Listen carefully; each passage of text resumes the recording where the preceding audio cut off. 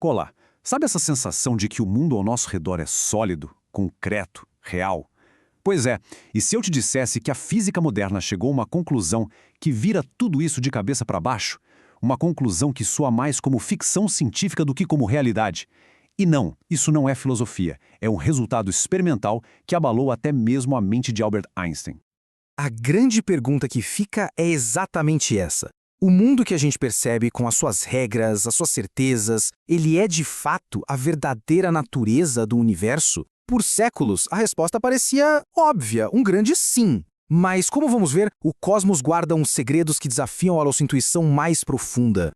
No fundo, o que a gente tem aqui é um verdadeiro confronto de realidades.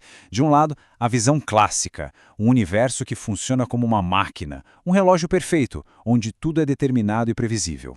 Do outro lado, a visão quântica, um lugar estranhíssimo, um mar de probabilidades onde nada é definido de verdade até que alguém olhe. Ok, vamos começar a entender essa história. Para a gente sacar o tamanho da revolução, primeiro a gente precisa dar uma olhada no modelo que ela simplesmente demoliu. A ideia de um universo que era totalmente previsível. A física clássica, sabe? Ela nos prometia o determinismo. Pensa numa bola prestes a cair. Se a gente souber a altura, a massa dela, a gravidade, a gente consegue calcular absolutamente tudo sobre a queda. Era como se o universo inteiro fosse uma engrenagem gigante. Se soubéssemos a posição e a velocidade de cada partícula, poderíamos, em tese, prever o futuro todo. Uma ideia bem reconfortante, né? Mas que estava com os dias contados. E aí, no comecinho do século XX, o chão sumiu. A mecânica quântica apareceu com um livro de regras que parecia não fazer sentido nenhum, transformando aquele universo relógio num oceano de incertezas. E aqui é que o negócio fica realmente estranho. Em vez de uma partícula ser uma bolinha sólida com um lugar certo no espaço, a física quântica diz que ela é mais como uma nuvem de possibilidades. Ela não está em um ponto específico. Ela pode estar em vários lugares ao mesmo tempo. É o que chamam de superposição. A realidade só se define, só escolhe um lugar, quando alguma coisa ou alguém vai lá e mede. Essa ideia pode ser mais fácil de entender com uma analogia. Imagina que você entra numa lanchonete com um cardápio gigante. Antes de você pedir, todas as opções são possíveis. Mas é só no momento em que o garçom bota o prato na sua mesa que a sua escolha se torna a única realidade. Pois é, o universo no seu nível mais fundamental funciona exatamente assim. Ele espera a nossa interação para decidir o que vai acontecer. Essa bizarrice toda incomodava muita gente, inclusive o próprio Einstein. A visão de mundo dele, que a gente chama de realismo local, se baseava em duas ideias de puro bom senso, que a mecânica quântica parecia estar jogando pela janela. O primeiro pilar é o realismo. É basicamente a ideia de que as coisas existem e têm suas características próprias. Não importa se a gente está olhando ou não. Uma maçã é vermelha porque ela é vermelha. Ponto. Mesmo dentro de uma caixa fechada no escuro. As propriedades dela são reais e concretas. O segundo pilar é a localidade. Esse princípio, que veio direto da teoria da relatividade de Einstein, diz que existe um limite de velocidade no universo, a velocidade da luz. Nada, absolutamente nada, pode mandar uma informação ou uma influência de um lugar para o outro de forma instantânea. Isso meio que garante a ordem do cosmos. Quando a gente junta esses dois, a gente tem o realismo local. O mundo é feito de coisas que existem por si só e que só interagem com o que está pertinho delas, sempre respeitando o limite de velocidade do universo. Parece super lógico, certo?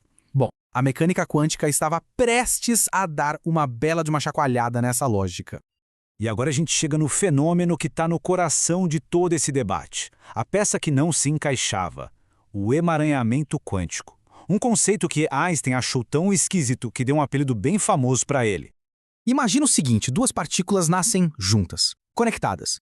Depois, elas viajam para lados opostos do universo, a anos-luz de distância. A mecânica quântica diz que, de alguma forma, elas continuam ligadas. Se a gente mede uma propriedade de uma delas, tipo, o spin dela está para cima, a gente sabe, na mesma hora, que o spin da outra está para baixo. Instantaneamente, não importa a distância. Para o Einstein, isso era um absurdo total. Parecia que as partículas estavam fofocando uma com a outra mais rápido que a luz, o que violava o princípio da localidade. Por isso ele chamou o fenômeno de ação fantasmagórica à distância.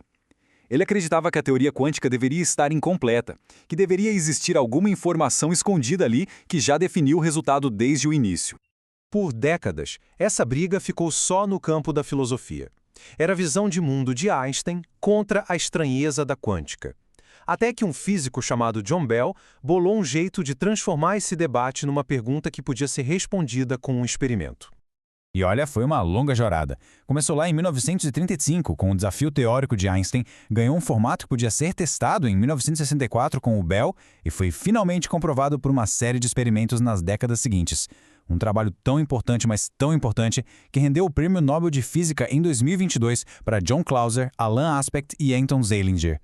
A grande sacada do teste de Bell foi criar uma barreira matemática, um limite. Se o universo do Einstein, local e realista, estivesse certo, os resultados dos testes com as partículas emaranhadas nunca, jamais, poderiam passar daquele limite. Mas se a mecânica quântica estivesse certa, esse limite seria quebrado. Era a hora da verdade. O universo foi forçado a mostrar suas cartas. E depois de décadas de experimentos cada vez mais precisos, esse confronto finalmente teve um vencedor.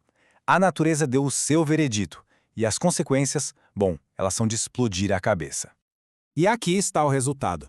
Todas as vezes, sem exceção, os experimentos não só cruzaram a linha de Bell, como eles passaram muito longe dela, se alinhando perfeitamente com o que a mecânica quântica previa. Aquela visão de mundo do nosso senso comum, o realismo local, foi experimentalmente refutada. Fim de jogo.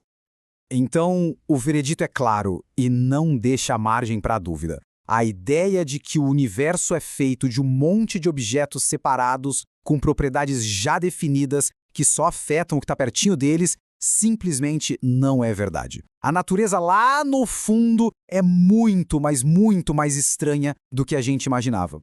E o que isso quer dizer na prática? Primeiro, o universo não é localmente real. Segundo, não existe comunicação mais rápida que a luz. As partículas emaranhadas não estão trocando bilhetinhos. De alguma forma, elas são um sistema único, agindo como uma coisa só, não importa a distância. E por fim, as propriedades das coisas não existem de verdade até que a gente as meça. A realidade, de certa forma, é criada no ato da observação.